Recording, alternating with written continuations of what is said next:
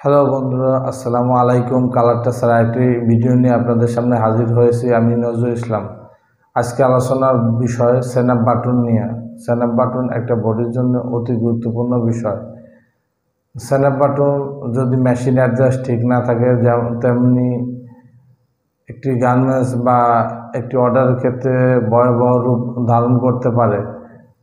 এখন আসা যাক যে সেনআপ বাটনের কয়টি অংশ থাকে বা সেনআপ বাটনের কাজ কি, কিভাবে কি করতে হয়। আমাদের এই ভিডিওটা দেখলে আপনি পুরোপুরি এ টু জেড ধারণা পাবেন। আর ভিডিওর বাকি অংশে শেষের দিকে আমি প্র্যাকটিক্যালিভাবে দেখাবো সেনআপ বাটন কীভাবে অ্যাটাচ করা হয়।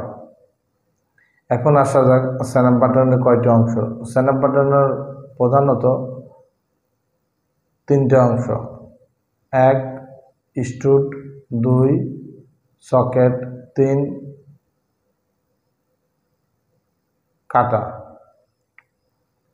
এখন আসা যাক সেনআপ বাটনের ক্ষেত্রে কি কি জিনিস মেনটেন করতে হবে। সেনআপ বাটনের ক্ষেত্রে জয়েনের ক্ষেত্রে প্রথমেই আপনাকে যে মেশিনে জয়েন করবে তার মেশিনের মোলটা যেন অবশ্যই ওই সেনআপ বাটন কোম্পানির কাছ থেকে নেওয়া হয়। কারণ সেনআপ বাটন যদি অ্যাডজাস্টমেন্ট ঠিক না থাকে, মেশিন যদি ঠিক না থাকে, তাহলে কখনোই প্রপার ওয়েতে সেনআপ বাটন লাগবে না। এখন আমাদের এই ভিডিওতে পরবর্তী ভিডিও দেখলে আপনি বুঝতে পারবেন।